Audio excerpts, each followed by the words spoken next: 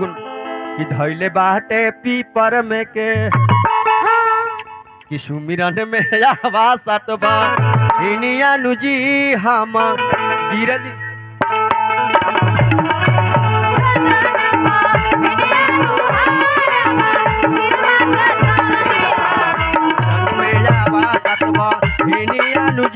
हम गिरली चरानी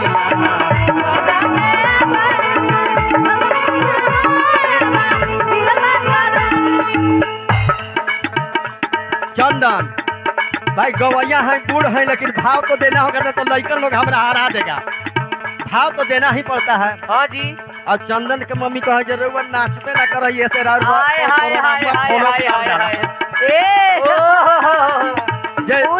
नाचबे ना कर लड़कन लिखे यही से रउआ के कोई ना पूछिए तो हमहू मेहनत कर दिले बानी। नाच तो हमर घर के